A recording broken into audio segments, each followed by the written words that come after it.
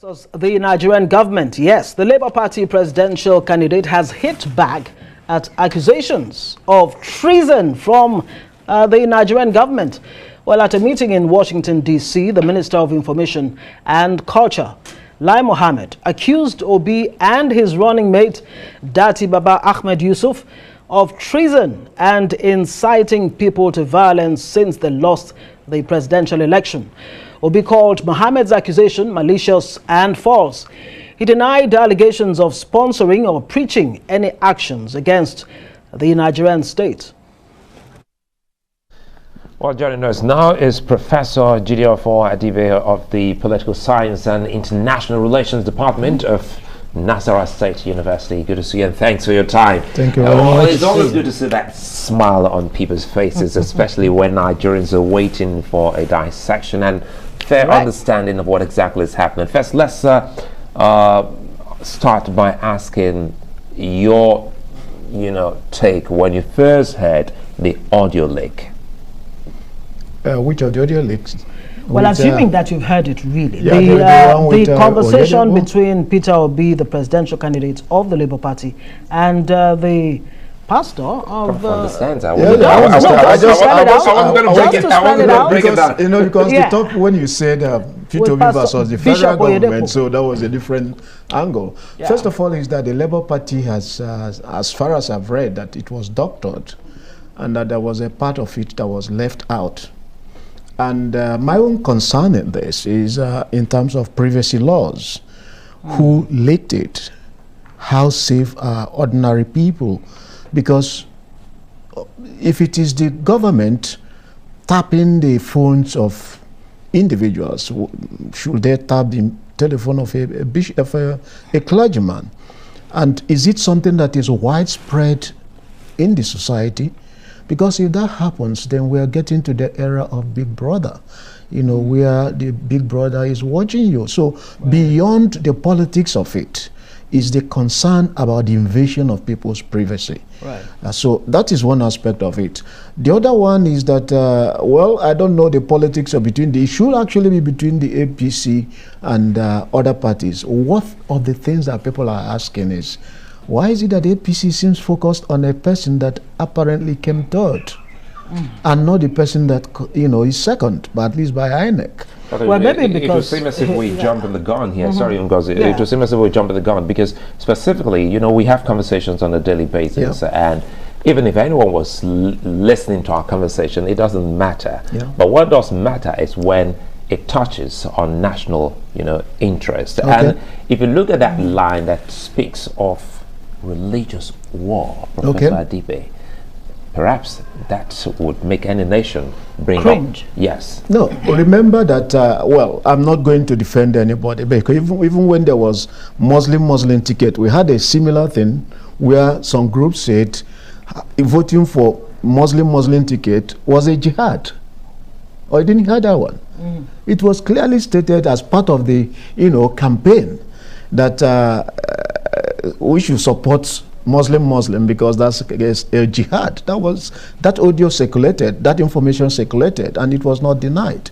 But I'm not saying that if that was done, that was right, but I'm only trying to say that there's a lot of hypocrisy, and that the impression is therefore created that there was like an attempt to demarcate a group, and my own general concern is that at a time where we should be de-escalating this conflict so that creating room for post-election reconciliation and healing, people are really upping the ante and escalating the conflict, and that's not going to be even good for Tinubu. It's important you point that out because, you wonder how weighty is that statement coming from Lai Mohammed that Peter Obi and, of course, Dati's statements amount to treasonable felony. Is it the Nigerian government that is saying straightforwardly that the statement from Peter Obi,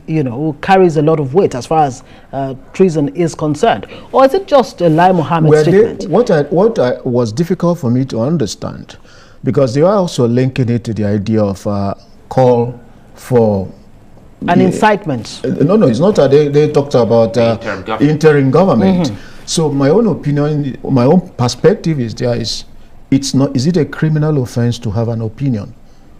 Assuming without conceding, even if you are plotting, I'm not plotting, forget the word, that people are meeting just like you canvass for ideas.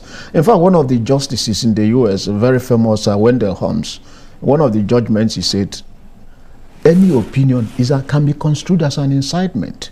That the difference between the opinion you hold and the incitement in a narrower sense is the urgency with which you want the result. In other words, if you just say, look, I prefer military rule, that's an opinion. But I am not, if I am trying to go and talk to the military to come and take over, that becomes an incitement.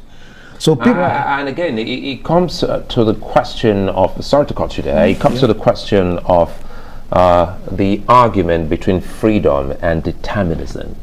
What is free, and at what point will your freedom end and it becomes destructive to the people? Cross the red line. So at the end of the day, I'm excited that you've said this is the time for us to, bridge, bridge the gap, and de-escalate. So this is already out there, and we've also heard Lai Mohammed speak, and Peter Obi has also spoken.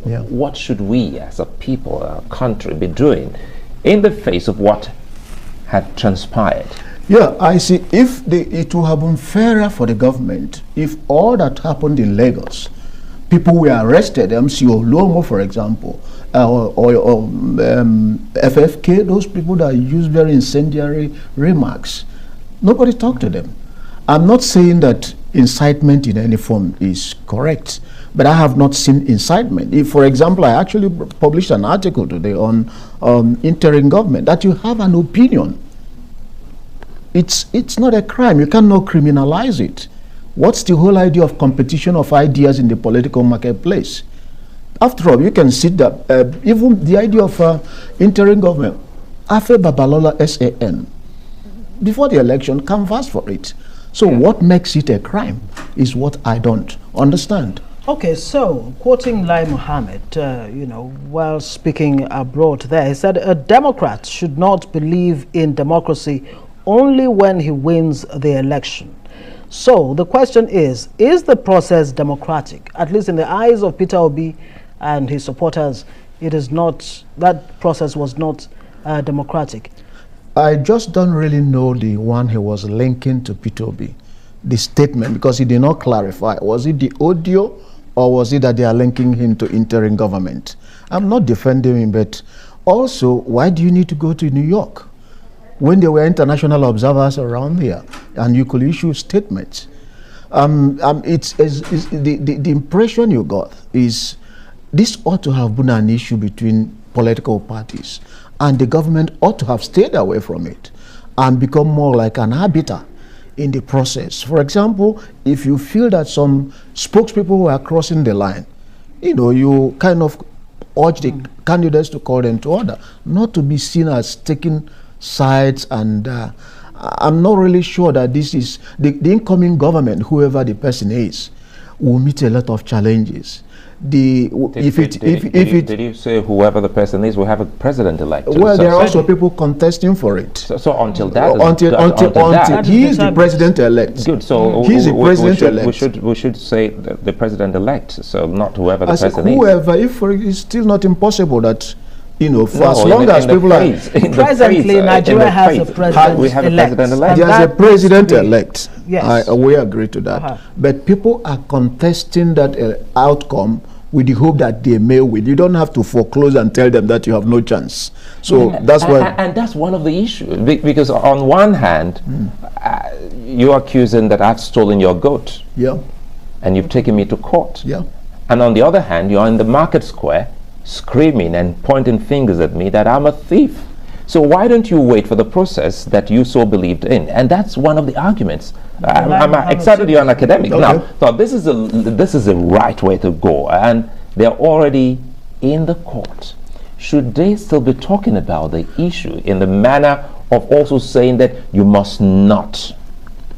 I'm not sure, but well, I know that Dr. Datia Ahmed was quoted as saying that if he was inaugurated, that would be like a crime, the end of democracy. Against the democracy. That would be the end of the... I don't understand the sense in which that was made. Yeah. The truth is that interim government is not recognized in our constitution.